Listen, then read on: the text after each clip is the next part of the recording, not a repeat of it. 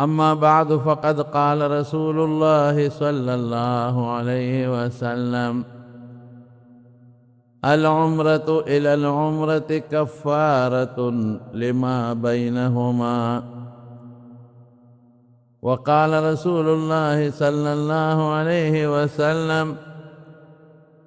اللهم إن إبراهيم دعاك لمكة وأنا أدعوك للمدينة بما دعاك لمكة ومثلها معها أو كما قال. زما عزتمند ورونو، د رمضان مبارکه میاشت تیره شوه. موجوده میاشت د شوال د رکوټ اختر شروع ده او ډېر دوستان الله پاک د رمضان په دې میاشت کې بیت الله شریف ته او مکې مکرمې ته د عمرې دپاره او مدینې منورې ته بوتلي. ډېر ملګري رانل او ډېر پاتې دي، ان قریب به خدای راول. رمضان کې خلک د عمرې له ولې ځي او د عمرې څه فایده ده او بیا مدینې شریفې ته خلک ولې ځي؟ دا درې خبرې درته کوم. رمضان کې خلک عمرې له په دې وجه ځي چې رسول الله صلی الله علیه وسلم فرمایلی دي وی چا چې په رمضان کې عمره وکړه دې انسان له به خدای پاک دومره ثواب ورکي لکه ما سره چې یو ځای حج کړي.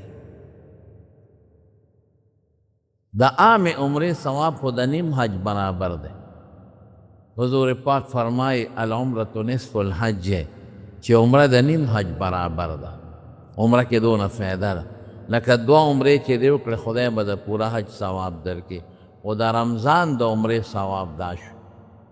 یو بیبي نه حضور پاک تپوس کوي حج له لاړې که نه وي؟ نه نیم تللی. وی ولې؟ وی زمونږ دوه اوښانو په یو مې خاوند تلی او بل د پټي دپاره و چې هغې باندې بوټې سیراب کېږي ارټي، نو ځکه لا نړم. نو حضور پاک هغه بیبي ته وفرمایل وی ښه چې د رمضان میاشت راشي نو عمره وکړه، نو الله به دومره ثواب درکړي لکه ما سره یو ځای چې د حج کړي. دې وجې نه زمونږ خلک او عالمان صاحبان په رمضان کې کوشش کوي چې عمرې له لاړ شي، ولې د حج ثواب هم شو. او کم حج چې کم حج یې د رسول الله مبارک په ملګرتیا کې کړی، نو د پیغمبر علیه السلام د ملګرتیا حج دا قیمتي حج دی او ثواب یې زیات دی. نو د رمضان د عمرې دقه ثواب شروع. دویم په رمضان کې چې بنده لاړ شي هلته په مکه مکرمه کې د یوم ثواب یو پلک دی. دومره ثواب دی لکه د مکې نه بار چې د 1,00,000 منځونه کړي او په حرم شریف د مکې مکرمې کې د یو منځ او بیا په رمضان کې یو پاویا دی. دومره ثواب دی په رمضان کې د یو منځ کېږي په مکه شریفه کې، یعنی د بیت الله په خوا کې لکه 80,000 منځونه چې دی بل ځای کړي. څومره ثواب شو. او مدینه منوره کې دوه روایته دي. یو دا دی چې یو منځ یو په زر دی، دا مضبوط روایت. او دویم دا چې یو منځ په 50,000 دی، دا لږ روایت کې شته خو یو کوټې کمزوری دی. نو چې 50,000 یوالې زمونږ د طالبان او عالمان وی په فضایلو کې کمزور روایت هم قابل د حجت دی. نو چې مدینه منوره کې په عام ورځو کې یو منځ په 50,000 او بیا په رمضان کې یو منځ دی پکې وکړو، نو 50,000 له په او یو کې ضرب ورکا، نو 15 دی جوړ شو، یعنی تقریبا 15 لاکه منځونه دی وکړه. او که هغه مضبوط روایت یو په زري نو 10,000 ته جوړ شو. د دې وجې نه رونو خلک په رمضان کې ځي او په رمضان کې مدینه شریفې ته ځي او مکې شریفې ته. که نفل کې د نفلو ثواب پکې مضبوط دی، هم په مکه مکرمه کې هم په مدینه شریفه کې. او بعض دوستانو له خدای پاک د اعتکاف موقع ورکړي. نو رسول الله صلی الله علیه وسلم فرمای چې د ټولو نه زیات ثواب د اعتکاف دا د بیت الله په جومات کې دی، په مکه شریفه کې. او دویم نمبر بیا د مدینه منورې په جومات کې دی. نو چې سړی مکه مکرمه کې نو عمره وکړي څومره ثواب یې وشو، ډېرې عمرې مو کې طوافونه وکړي څومره ثواب یې وشو، او چې بیا منځونه کوي څومره ثواب یې وشو، او چې بیا اعتکاف وکړي او په اعتکاف کې بیا دې لګي طوافونه کوي یا بیت الله شریف ته ګوري څومره اجر او ثواب یې کېږي. او مدینه منوره کې چې سړی اعتکاف وکړي څومره ثواب یې وشو د منځونو، د تلاوت د قرآن شریف، او بیا د ټولو نه لوی د برکت سیر او د ګټې سیر ادا دی چې د رسول الله مبارک مخ مبارک ته ودرېږي او سلام پرې واچوي او درود شریف پرې ووایي. د دې وجې نه زما خلک ځي په رمضان کې او بیت الله ته هم لاړ شي او مدینې منورې ته عمره پکې وکړي. عمره ډېر قیمتي څیز دی نو، خو خدا ده چې سړی حج ته لاړ شي. زه عموماً ملګرو ته وایم چې په چا حج فرض وي عمره مه کوئ، حج ته لاړ شئ، حج وکړئ. ولې پیسې به دنه په عمره ولګي او حج به دې په ذمه قرض پاتې شي. نو که حج در باندې فرض وي حج ته لاړ شئ، حج کې عمرې شته که نه، په عمره کې خو حج نشته. او که حج دې کړي نو بیا لاړ شئ عمرې. یا حج در باندې نی فرض او لږې پیسې د سره پیدا شوي او د عمرې ورځې وي نو خیر دی عمرې ته لاړ شي. نو عمره کې ډېر لوی ثواب دی. رسول الله مبارک فرمای عمره د نیم حج برابر ده. او حضور پاک فرمای العمرة الى العمرة کفارة لما بینهما والحج المبرور لیس له ثواب الا الجنه. چې یوه عمره دې وکړه او بیا دې ورپسې بله عمره وکړه، د دې په میاشت کې چې څومره ګناهونه کړي ټول به راته خدای معاف کړي. او کوم حج مبرور حج څه ته وایي؟ هغه دې ته وایي چې څوک پکې جګړې ونه کړي، څوک پکې لا رفث ولا فسوق ولا جدال، څوک پکې ګناه ونه کړي، او څوک پکې د شهوت غلط کارونه ونه کړي. چې دا دریو کارونه د حج محفوظ کا نو دې ته مقبول حج وایي. نو حضور پاک فرمایي د مقبول حج ثواب خو د جنت نه ما سوا بل شته دی. رسول الله صلی الله علیه وسلم چې کله مدینه منورې ته لاړ د هجرت نه پس نو 4 عمرې یې کړې. یوې عمرې ته حکمي وایي او ثوابي. چې کله راغی حضور پاک عمرې له نو د حدیبیې په مقام کې د مکې د کافرانو سره صلح وشوه او نبی علیہ السلام مبارک واپس مدینه شریفې ته لاړ. دې ته ثوابي عمره وایي، حکمي عمره ورته وایي، ځکه احرامونه یې تړلي وو، نیتونه یې کړي وو او مزل یې کړی و، مکې ته رانږدې شوي وو، خو د مکې خلکو پرېنښود مکۍ مکرمې ته. جوړه یې ورسره وکړه چې سخت کال به حج نه کوئ او آینده کال به حج کوئ. نو دا په ذیقعده 6مه هجره کې وه. دې ته ثوابي او حکمي عمره وایي. ثواب یې وشو، عمره ونه کړه. آینده کال حضور پاک د هغه وعدې مطابق چې د مکې د کافرانو سره یې کوم شرط ایښودی بیا د ذیقعدې په میاشت کې تاسو د میانې میاشت ورته وایې، په هغې کې راغی او مکې مکرمې ته داخل شو او عمره یې وکړله. دا چې هجرت یې کړی و نو په لومبي ځل پیغمبر علیه السلام مکې مکرمې ته راغی. دې ته عمرة القضا وایي. درېیمه عمره حضور پاک د جعرانې نه کړې وه. کله چې د اوتاس او د حنین غنیمتونه تقسیم کړل په جعرانه کې. جعرانه د مکې مکرمې نه یو 20-22 کیلومیټر بار ده. اوس خلک ځي او د جعرانې نه عمره کوي. هلته یو کویم شته دی، اگر چې هغه کوي باندې اوس هغې پمپ لګولی دی او بند کړی دی او مخکې په هغه کوي باندې بورقه وه او کوله و، بیا پې پمپ و کوله و اوس یې بند کړی دی سر والا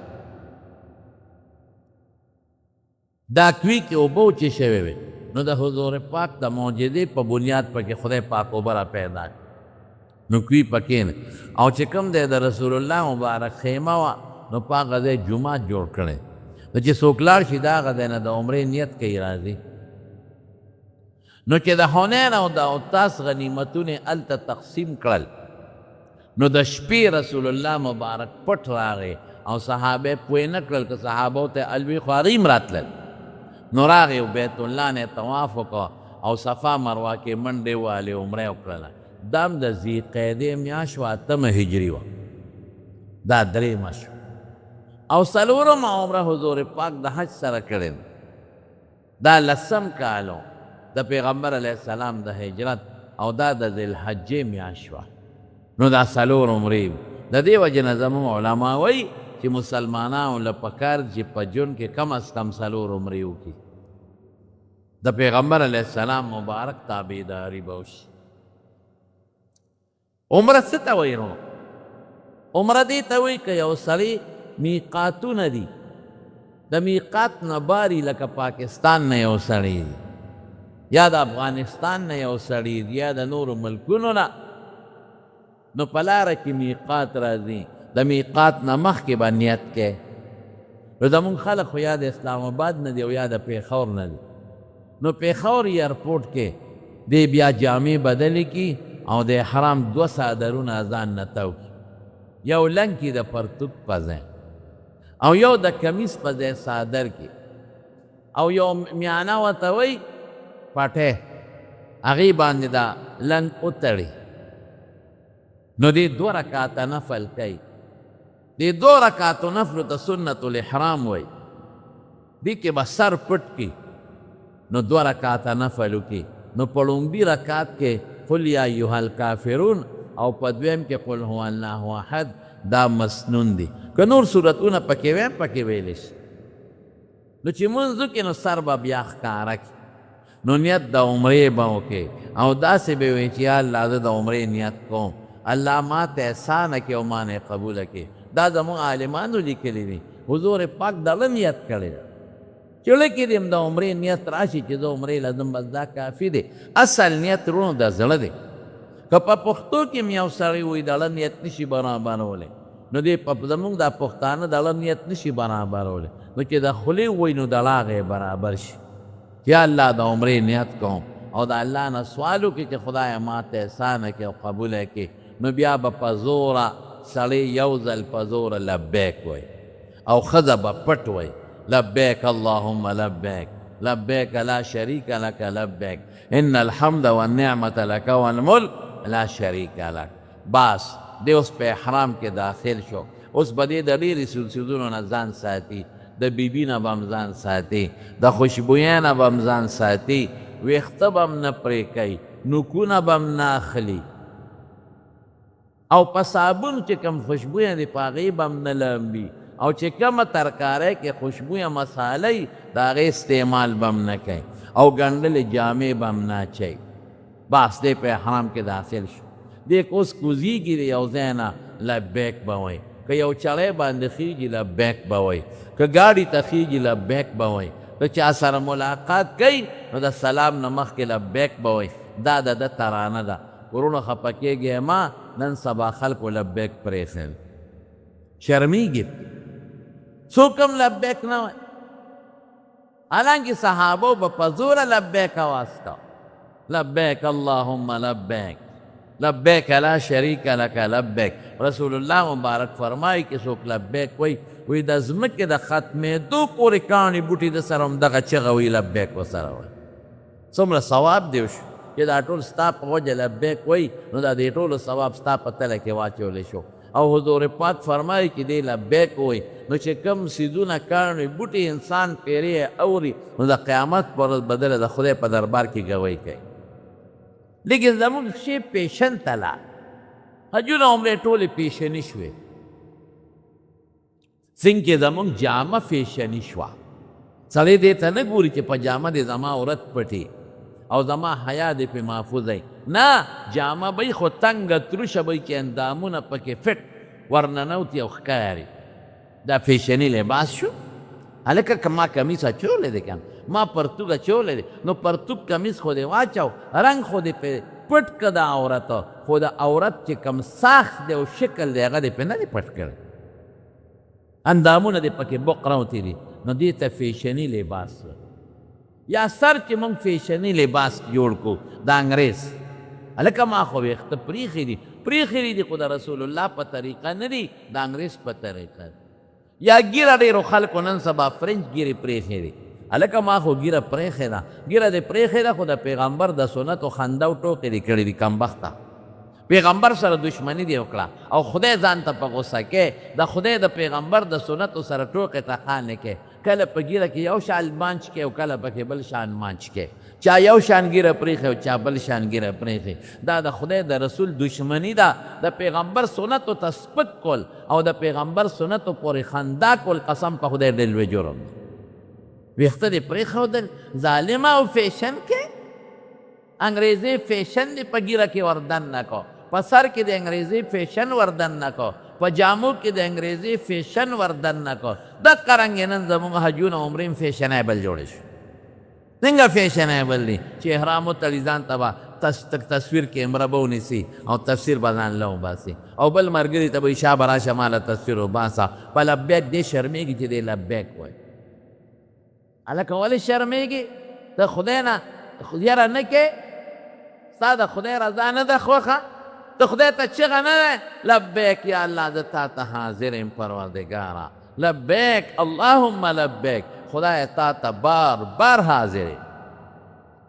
خدای ثنا تعالی را خدای بادشاهی تعالی را خدای تعالی شریک نشته څومره ښکلې معنا لري الله پې څومره خوشحالېږي څومره ثوابونه لیکن زمونږ خلک د فیشن دپاره یې حرام واچوي هلته قسم دی د بیت الله خوا کې یو ګه ښکاره کړي بل یې پټه کړي او د قصد ته یې لاس اوچت کړي د دوا شکل یې جوړ کړي او ملګري ته وي ما له تصویر وباسي خلکو ته راولېږي ریا دې وکړه مړه خلکو ته ښیې چې زه عمره کوم ریا شوه رسول الله مبارک څه فرمایي انما اخوف ما اخاف على امتي الشرك الاصغر وی زه په خپل امت د رکوټ شرک نه ډېر خفه کېږم یریږم چې زما امت به رکوټ شرک کوي رکوټ شرک صحابه وی وما الشرک الاصغر یا رسول الله د خدای رسوله پټینې شرک کم یو دی الریا والسمعه د شهرت نمود او د ښودنې دپاره کار کول نو د بیت الله په خوا کې رکوټ شرک کې ظالمه تصویر وباسې کور ته راولېږي خلکو ته ښیې چې زه دعا کوم او دعا نه کیسې دې لاس اوچت کړی دی خلکو ته ښیې چې زه عمره کوم عمره نه کیسې دې حرام اچولی دی خلکو ته ښیې چې زه عبادت کوم او زه بیت الله کې ولاړ یم ظالمه په بیت الله کې ګناه کې ما ته به خلک هلته راغونډ شو زه خو اور کې د دې خلکو نه ولاړ په مدینه منوره مکه کې یو تصویر وباسو یا ظالمه ګناه ده نه کنه چې یو خیر دی اوبه باسو کنه ګناه له راغلی که ثواب له راغلی یاره چې یو به وباسو کنه یقین په خدای که مدینه کې ناستو یو ته ما نه پاسېدم نه چې تاسو بېرته دنده یې لاړم روان شم وی ښه ده کښېنه نه وباسو پاسېدم ته خفه شوم روان شم ته نه یو د سره وباسو یا لکه ګناه ده نه ګناه ده یو لس دولس راغونډ شو بس مې ددن لاړم چې سم خوښی کوي وی ښه ده ښه نه وباسو هغې کې هم چې لرې ځای نه مې کتل کړه پروف تصویرونه وباس دا ولې دا ګناه کوو رسول الله مبارک څه فرمایي په مدینه کې د اعلان کړی دی ډېر خلک وایي نه دا مدینه را دلته خیر دی مې د اعلان خو یې په مدینه کې کړی دی په تورنځو کې خو یې نه دی کړی دا خو یې هلته ویلي دي څه فرمایي حضور پاک لعن الله المصورین چې څوک تصویرونه وباسي خدای دې په قهر او لعنت نازل کړي ټول ملیان طالبان عوام په دې غم اخته دي نو څه کوې ورسره د رسول الله مبارک روضې سره به ولاړي او سیلفي به وباسي های شرم نه درځي د مبارک پیغمبر نه حیا نه درځي د مبارک پیغمبر نه هغه فرشتې چې په زرګونو دلته ولاړې دي او ستا په سلام او په دعا امین وایي هغې نه دې حیا ونه کړه شرم دې ونه کړه حیا دې ونه کړه لعن الله المصورین او رسول الله مبارک سے فرمائی لا تدخل الملائکة بیتا وی فيه صورت او تماثیل، په کم کور کې چې بوتي یا د زیروح تصویري، فرشتې د رحمت باغه ځای ته نه داخلي. او رسول الله مبارک سے فرمائی اشد الناس عذابا یوم القیامت المصورون، یہ څوک تصویرونه وباسي د قیامت پر ورځ دی به په سخت عذاب کې پروت وي. که د ګوتې جوړې او که د ډیجیټل کیمرې او د موبایل یې وباسې، نن ټوله دنیا په تصویر کې لګیا، کړپو کړپو کړپو کړپو کړپو کړپو او تصویرونه. او په مدینه کې او په مکه کې او د بیت الله په خوا کې او د حضور پاک مخ مبارک ته، یعنی د پیغمبر مخ ته ولاړې حیا نه درځي، او ته پیغمبر له چیلنج ورکوې چې تا کوم شی حرام کړی دی ستا د دې مخ کې کومه، تا چې کوم شی بند کړی دی په دې مدینه کې هم دې مدینه کې کوم، تا چې کوم شی په دې مدینه کې بند کړی ستا په دې جومات کې کومه، ستا مخ کې کومه. هاي هاي لاړې سله ودې کړل څه، زه خو ډېر خفه شم. خلک رالل لکونه روپۍ ولګېدې او د ګناه سره واپس لاړل. نه یې مونږ پرېښودو نه یې ځان پرېښه، سیلفیانې دي او تصویرونه دي په موبایل کې دي او ټوله ورځ دا خلک لګیا دي. یقین کوه ټول ملاقاتونه د هغه سره ملاقات د تا سره ملاقات ټول ورځ په حرم کې ګرځي ملاقاتونه دي، عبادت نشته. ما پسې په خپله هغه شهرته ورته وایي دا محکمه د پولیس والا، هغه خفیه پولیس والا ما پسې رالل، ما ته وایي دا خلک دله ډېر راځي او دا خو دلته منع دي. دا ولې؟ نو مې زه خو ورته نه یم چې راځئ اوس څه وکړم ورسره. ټول هلکه تلاوت وکړې، د خدای قرآن ووایې، درود شریف ووایې، پرېږدی ملاقاتونه. کم کار باندې چې الله خوشحالېږي هغه کار وکړي، او چې د سعودي د قانون مطابق کم کار دی هغه د قانون مطابق پابندي وکړي. هر سړی ګوره چې د چاکور ته لاړ شي نو د هغه د قانون پابندي به کوې که به نه کوې؟ د چا عمل ته چې لاړ شي د هغه عمل د قانون پابندي به کوې. دارنګې چې سعودي ته لاړې سعودي عرب ته نو د هغې د قانون پابندي به کوې د نظام. چاله به نظام خو خرابې نه کړم. ته د چاکور ته لاړې او هغه تا ته قالین اچولې چې په دې کښېنه او ته وایې نه په دې ځمکه کښېنم، ما به خفه شي. تا ته هغه قالین ښودلی او ته کټ ته او خطې کټ کې کښېنم، به خفه شي. د هغه قانون به نه خرابې. دقه رنګه د چا عمل پي د هغه قانون به نه خرابې. دارنګې د خدای او د رسول چې کوم قانون دی به نه خرابې، په دې باندې هغوی خفه کېږي. نورونو تصویر لوی مصیبت شروع دی. که د هغې نه علاوه بل درته یو لوی جرم ښیم، لوی جرم په طواف کې به خلکو کیمره نیولي او چې په طواف کې کم خلک تاویږي هغې له ویډیوګانې کوي. رښتیا وایي هغې کې یوازې سړي وي او که ښځې مې ښځې او هلته کې و ښځو مخونه ښکاره کړي که نه، ځکه د عمرې په نیت روانې وي، نو د هغې مختلفو ملکونو ښځې تاویږي مخونه یې ښکاره کړي او تا ویډیو جوړه کړه د هغوی نه هغه پردو جینکو ته او پردو ښځو ته به ګورې او په بیت الله کې دا ویډیوګانې جوړه څه لځي خلک نه پوهېږم. که د خدای رضا لځې خو دې کې د خدای رضا نشته. نو عمره ډېر لوی عبادت دی زمارونو، خو په هغه طریقه د عمره وکړه په کومه طریقه چې رسول الله مبارک کړی. نو لبیک به وایې، شوق سره لبیک وایې، شوق سره. صحابه به لبیک بعمرته لبیک وسعدیک والخیر کله فی یدیک. حضرت عبدالله ابن عمر به وایي لبیک وایې. بیا به لاړ شي مکې مکرمې ته به ورسې. د مکې د داخلېدو خپله دعا ده، اوبکې دعا چې یا الله په پښتو کې به یې درته ووایم خدای مکې مکرمې ته زه داخلېږم، یا الله ماله پکې فراخه حلال و رزق راکې، الله ماله د آدابو توفیق راکې، الله ماله پکې ژوند ښشته راکې د عبادت سره. نورې دعا هم کولی شي. د حرم حدود چې داخلېږي هلته کې د هغې نشان دی، هلته به دعا وکړې یا الله دا ستا حرم دی خدایه، د آدابو توفیق یې را خدای زما غوښې زما وجود بچي ښه د دوستان د جهنم په اور حرام کړي. لاړ به شي بیا بیت الله شریف ته، نو چې ورننوځي بیت الله شریف ته نو خدای پاک دعا قبلوي. زمونږ بعضې کتابونو کې دي چې په لومبي نظر خلک خدای دعا قبلوي. نو ډېر خلک وایي چې سترګې دې نه رپولې. مې دا په کوم کتاب کې سترګې خو خامخا رپي، و چې ورننوځي او په بیت الله دې نظر ولګېد نو که سترګې رپولي که نه رپولې وایي الله اکبر،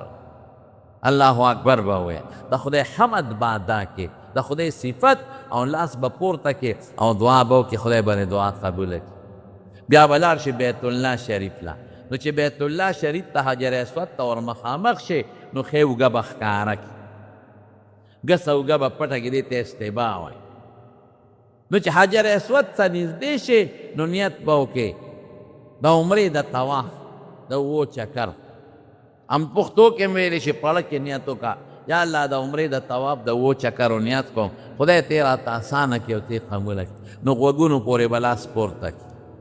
دې ته استقبال و. نو بیا به لاس راښکته کې د سینې برابر به یې کړي، دې ته استعلام وایي. بسم الله الله اکبر ولله الحمد. خو خدا دې چې به بیت الله شونډې ولګې په حجر اسود، خو هغه اوس ګرانه ده، څه کال پرېږدو څوک حجر اسود ته پرېښی نه. بیا ښه دا ده چې لاس یې اوسې، لاس هم نشي وړ، کونټه یې اوسې اخپل کې هم نشي وړ. نو د لرې ځای نه به سینې برابر سره پاسه 100 انچه د پاسه 4 فوټه حجر اسود د ځمکې راوچت دی، هغې ته به لاسونه مخامخ کړي. دا یو کاڼی دی، آدم علیه السلام د جنت نه 10 سیدونه راوړي، یو پکې دا حجر اسود و، دا تک سپین و د پیو په شا. حضور پاک فرمایي کان اشد من بیاضا من اللبن، د پیو نه زیات سپینو. سودته خطایا بني آدم، د بني آدم ګناهونو تور کړی، لکه د مقناطیس ځان ته د بني آدم ګناهونه راکاږي. او رسول الله مبارک فرمایي وی د قیامت پر ورځ به د دې حجر اسود سترګې او غوږونه به چې چا په حق او په صحیح طریقه د سنتو مطابق د هغې استلام کړی دی، هغه له به د خدای په دربار کې ګوی کوي. نو بیا به روان شي په ښي طرف باندې مقام ابراهیم طرف، او په لومبو 3 چکرو کې به پهلواني کې مټې به وې او قدمونه به نږدې نږدې ږدې. دا راته زه کویم چې د حج داخلې شروع کېږي نو چل زده کړي، خدای دې توفیق درکړي. نو مټې به م وې او نږدې نږدې قدمونه وکې به وې، پهلواني به کې 3 چکرو کې، او هر چکر کې چې حجر اسود ته مخامره ورسېږي نو سینه به ورته مخامخ کې، لاسونه به د سینې برابر اوچت کې، لکې به راولې لکه چې په حجر اسود مې ښودي. بسم الله الله اکبر ولله الحمد، او ښکل به کې لاسونه، او بیا به ځې دې 3 کې او پهلواني کې. دا د پیغمبر علیه السلام کړې ده. ولې کړې ده؟ لکه چې کله راغی په 9 په عمرة القضا کې 9 هجرۍ کې، نو د مکې خلکو وی د مدینې آب و هوا والی دي او وجودونه یې کمزوري دي، بیماران دي. نو رسول الله مبارک صحابو ته وی یو پوټې ورته لږه پهلواني وکړې، ځان ورته وښایه، ډریل چې ورته تاسو وایه، دا فوجان او پولیس چې یې کوي، خپل د طاقت مظاهره کوي که تاسو نه ګورئ فوجانو ته لاسونه وی او خپې وی او قدمونه اوچت اخلي او خپل طاقت ښایي، ورته وښایه. هغه ادا د خدای خوښه ده، هغه ادا. زه د خپلو ملګرو ته ویم اوس زمونږ غټ دشمن شیطان دی، مونږ شیطان ته پهلواني کوو چې د خدای طاقت را سره ظالم ته سب نشي کوي. بیا وروستني 4 کې به دا پهلواني راملبانه کړي او د اوږه به دې په 7 چکرو کې ښکاره کړي، او هر ځل چې بیت حجر اسود ته راځي نو لاسونه به سینې پورې پورته کې او بسم الله الله اکبر به 7 چکر یې پوره شي. نو بیا به مقام ابراهیم ته ورشي، واتخذوا من مقام ابراهیم مصلا. نو داسې ځای کې ودرېږي چې هم د مقام ابراهیم ته مخکې بیت الله ته، نو 2 رکعاته واجب الطواف کوو. مې دا یې کې طواف 2 رکعاته واجب کوم، که د مازدیګر نه پس کې یا سار نه پس، نو بیا به دا 2 رکعاته هغه وخت نه کې وروسته به چې کوم وخت کې نفل کېږي نو هغه وخت به کې. نو چې دې وکړل نو بیا راشه حجر اسود ته دوباره او بیا به استلام وکړي. استلام څه ته وایي؟ دقه چې د سینې برابر لاس اوچت کړي او ښکلې کې وایي بسم الله الله اکبر، یا الله اکبر ولله الحمد. لاړ به چې صفات د صفا غونډۍ ته به وخېږي. نو هلته خلک دې استلام کوي، هلته استلام نشته، دا د خلکو غلطي ده. هلته به دعا کې، نو بیت الله ته به مخ کې، نو دعا وکړه، دې وخت کې دعا قبلېږي، دا د دعا د قبلېدو ځای. نو داسې به ووایې ابدأ بما بدأ الله به، چې خدای پاک په کوم شي شروع کړی زم په هغې شروع کوم. خدای په څه شروع کړې ده؟ وی اعوذ بالله من الشیطان الرجیم ان الصفا والمروة من شعائر الله ومن حج البيت او اعتمر فلا جناح عليه ان يطوف بهما ومن تطوع خیرا فإن الله شاکر علیم. دا آیت باوي او دعا وکړه خوږ ده نو لاړ به شې مروان. نو په منځ کې شنه راډونه راځي هغې کې به منډه وی او نور به په عام چال دی. دا منډه ولې وی او دا صفا مروه کې و چکرې د مروه پورې یو چکر مروه نه صفا پورې واپس چې راغی دا دوه شوې ګورې یو نشي. بیا د صفا نه مروه ته درې، بیا د مروه نه صفا ته څلور، بیا د صفا نه مروه ته پنځه، بیا د مروه نه صفا ته شپږ او بیا د صفا نه مروه ته اووه چکرې برابر شي. هر چکر کې د صفا ته وخیږي او مروه ته نو بیت الله ته مخکې دعا به کې او د دې شنو راډونو منځ کې به منډه. دا ولې دا د بیبي هاجرې ادا خدای ته خوښه شوې. هغې نه چې کله خپل بچی پناه شو نو د منځ کې به یې منډه واله. نو اوس خو یو شان لاره ده مخکې هغه دی جور نو هغه منډه به وی. صفا مروه ته اووه چکرې یې والې دي د اووه به وی. بس عمره دې خلاصه شو، عمره خلاصه. طواف کې ذکر کوه، دعاګانې کوه او صفا مروه کې دا ذکر مسنون دی چې لا اله الا الله وحده لا شریک له له الملک وله الحمد وعلى كل شیء قدیر. ښځې به منډه نه وایي په صفا مروه کې. نو عمره دې خلاصه شوه ورونو. نو بیا به لاړ چې سر به وخورئ یا به یې راکوټې کې هلته چې کوم عاملان دي کار له کوم خلک تللي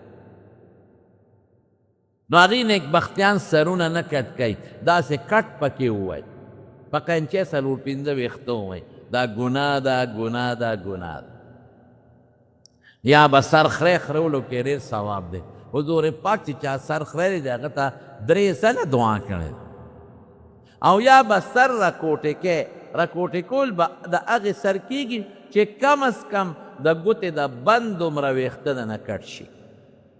که سر دې راکوټې وي د ګوتې د بند نه کم نو په کټینګ کار نه کېږي، بیا به یې خری.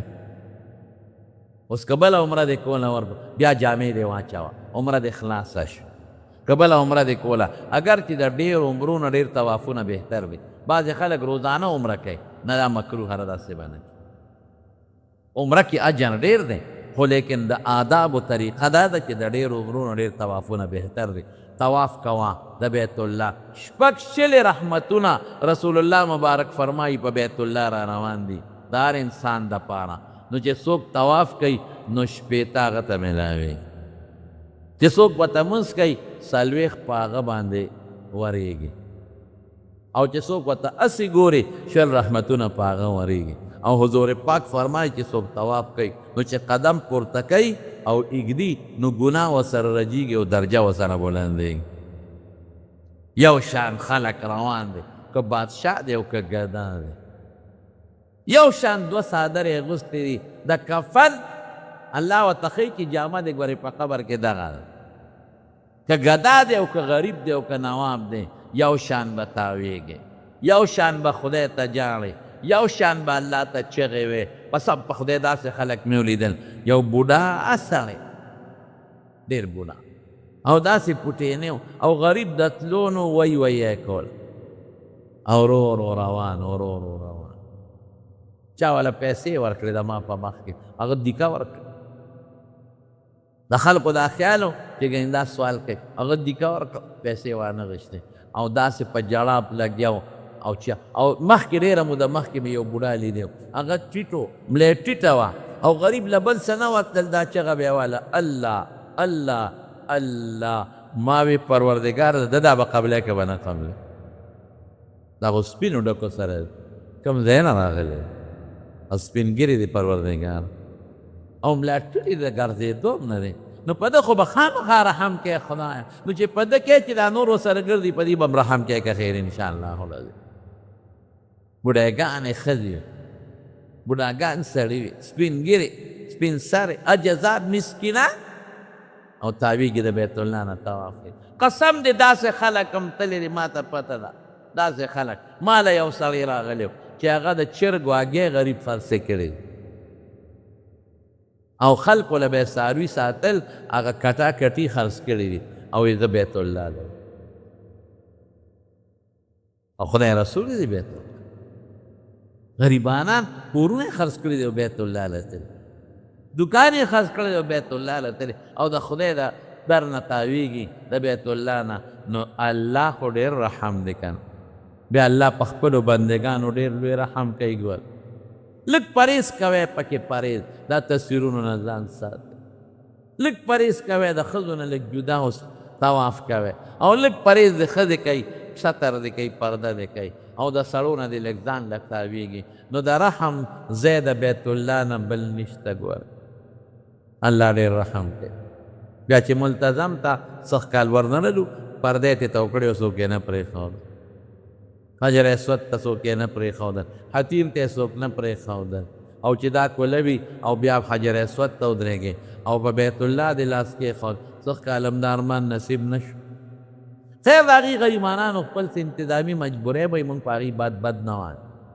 د هغې څه خپل انتظامي مجبورۍ به وي او خپل څه قانون به وي، مونږ به د هغې پابندي کوو. خو د الله نه به سوال کوو چې خدای پاک یې مکمل کولو کړي. اسم چې بیت الله ته ګورئ او ستا طوافونه کې او په غرمه کې او خدای ته جاړئ، نو د مسلمان جړه خدای پاک قبلوي. ګورئ د مسلمان جړه الله قبلوي. څنګه چې بچې پلار ته وجاړي او پلار پې خفه شي، د بچي جړه پلار نشي زغملی، د نوسي جړه نیکه نشي زغملی. که دا پلار د بچي نه خفه می، خو چې بچې ورته وجاړي. یو زنانه یو ماشوم بچي روانې به کو، د مور به یې نه منل، روانې به یې کو، روانې به یې کو، روانې به یې کو هر وخت. نو دا مور یې ډېره خفه کړه، نو د مټ یې ونیو او بار یې وسپرې ګرمۍ کې. بس زما زوی نه وځه بار، بچي جاړل وځه ځه،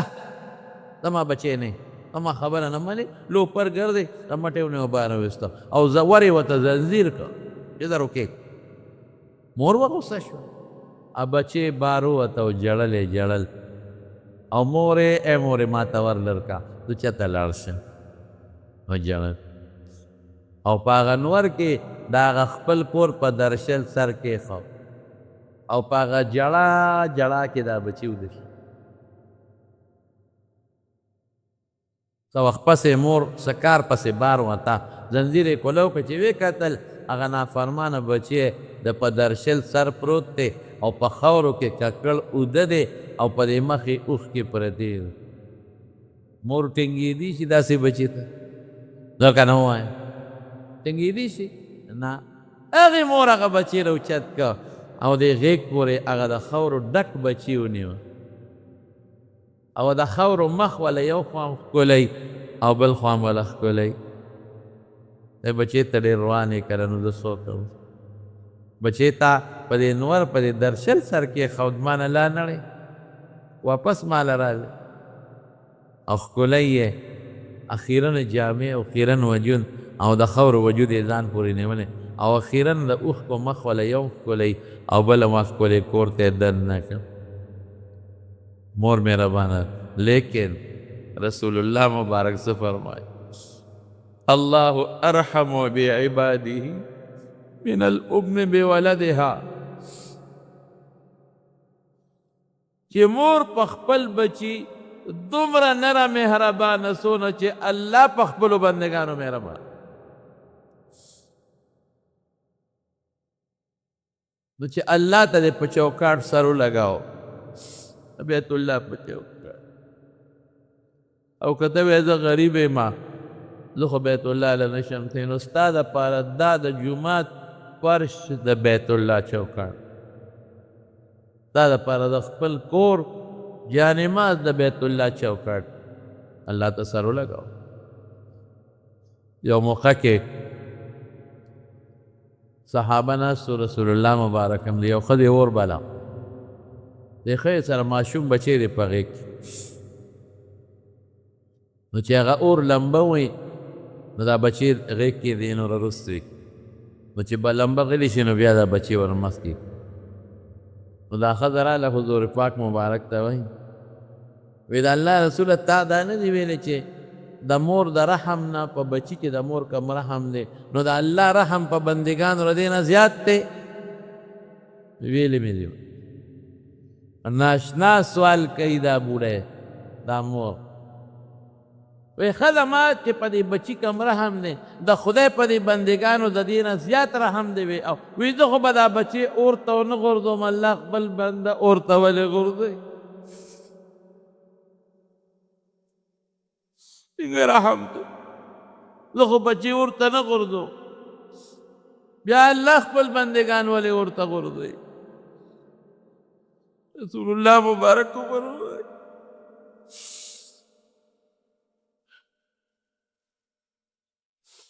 وی الله هغه بنده اور ته غورځوي چې د خدای په مقابله کې سرکشي کوي ان الله لا يلقي فيها الا المارد المتمرد على الله چې د خدای مقابله کې سر اوچت کوي کبر جن دی هغه غورځوي د مور مقابله کې چې بچي ودرېږي نو بیا مور وایي ما نه بغلې درو کې موږ د خدای سرکشي نه اوسئ عمر ډېر سرکشه شوي دي نو خفه کېږي ډېر سرکشه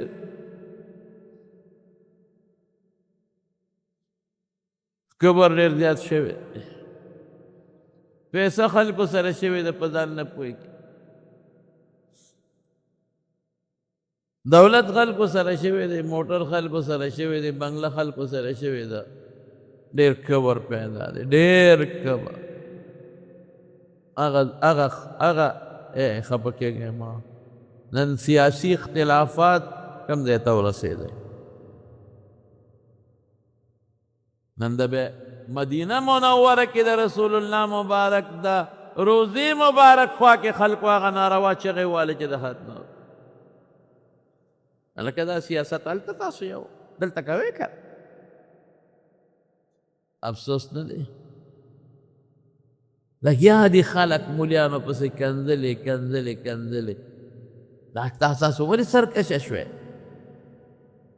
دا خو تا ته ښکلی عقیده ښیي عمل درته ښیي اخلاق درته ښیي دین درته ښیي ظالمان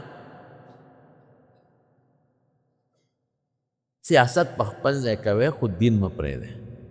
هر څوک چې سیاست کوي ډېرې پارټۍ دي څوک یو پارټۍ کې څوک بله کې څوک بله کې څوک بله کې وي لګیا به دا پاکستان ده لیکن په سیاست پسې خو د خدای خاطر وکړئ دین مه پرېږدئ قرآن مه پرېږدئ پیغمبر مه پرېږدئ رسول مه پرېږدئ شریعت مه پرېږدئ قبر نه بدل بربنډتوب مه کوئ د خدای مقابله کې دا سرکشي ده نو هغه زنانه د رسول الله مبارک فرمایي چې خدای اور ته هغه څوک غورځوي چې هغه د خدای په مقابله کې سرکشي کوي خدای به سرکشي نه ساتي ما الله په بندګانو مهربانه نو طواف کې خدای ته تاویږي جاړي صفا مروه کې جړه وکړه خدای په صفا وجاړه تصویرونه مه وباسه نه تصویر لوی غم جوړ دی د موبایل په مروه کې ودرېږه خدای ته وجاړه په طوافونو کې ودرېږه جاړه خدای ته جړه کوه زاري کوه په جړه خدای خوشحالېږي ګناه به دې خدای معاف کړي خدای رحم والا ذات دی قانون جدا دی رحم جدا دی ګور چې د خدای رحم جوش کې راشي د سلو کسو قاتل خدای معاف کړی د سلو کسو قاتل رسول الله خدا ګوره د خدای رحم دی دا دار چا سره دا معامله نه ده دا چې خدای ته جاړي او معافي او بیا نه کې بس و دې ګټله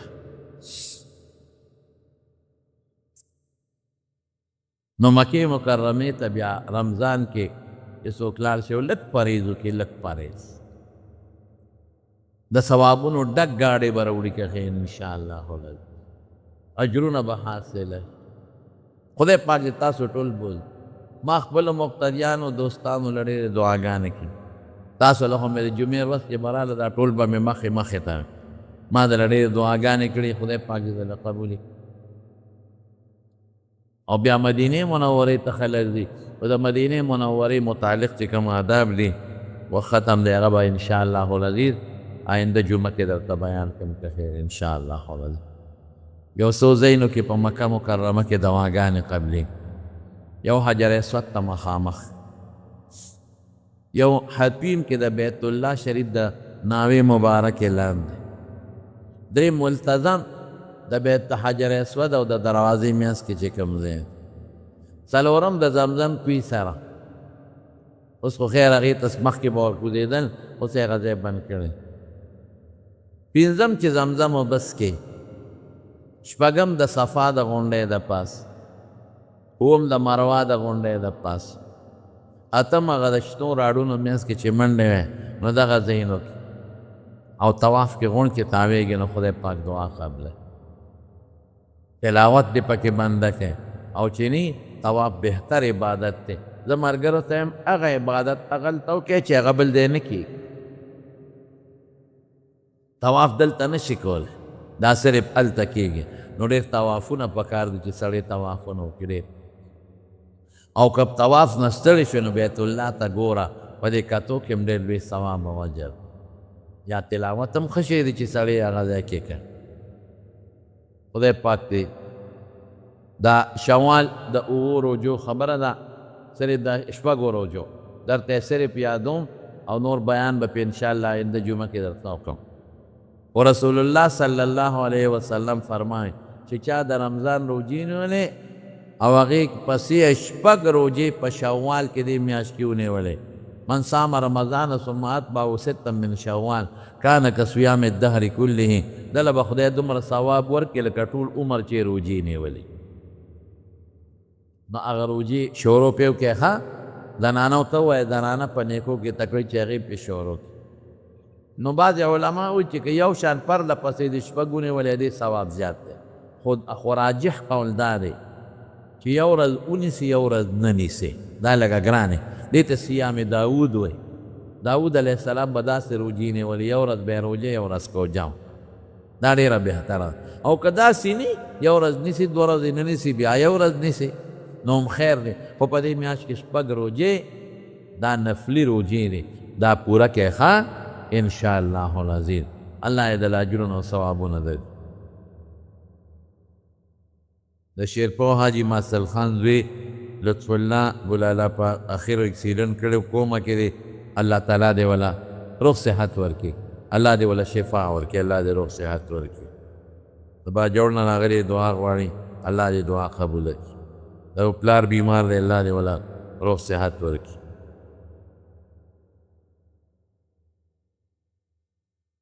او خیر دی اوبو کې پوسټر چې نومونه پې د خدای وغیرې اوبو کې اچولی شي ارشد دیدار آباد هغې کور کې بیماران دي 3 کسان الله دې ولا روغ صحت ورکړي ښه دا زمونږ د دې دیدار آباد د جواد دی وارث دی والده وفات شوې وه زنومه الله دې مغفرت نصیب کړي الله دې وبخي او د لیاقت شاه د خود من خیلو د هغوی کور والا وفات شوي الله دې مغفرت نصیب کړي او معروف خیلو کې یو ښځه بیماره ده الله دې روغ صحت ورکړي او نعیم مولوي صاحب وفات شوی زمونږ الله تعالی دې مغفرت نصیب کړي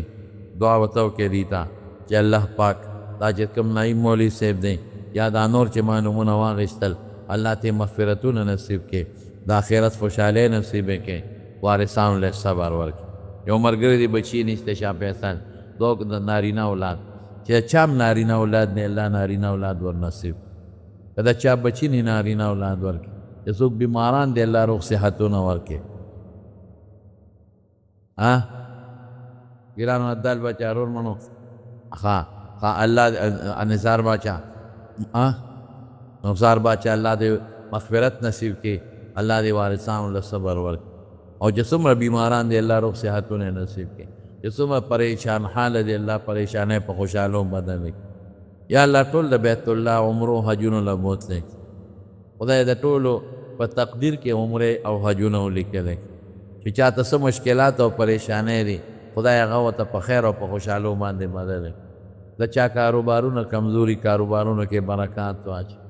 چا کور کې روان دي دشمنۍ طرفګنۍ وي کوونکې رشتو کې الله ته پروغو باندې بدل یا الله ته زمونږ راضي شي زمونږ ګناهونه معاف کړي د رمضان روجې قبول کړي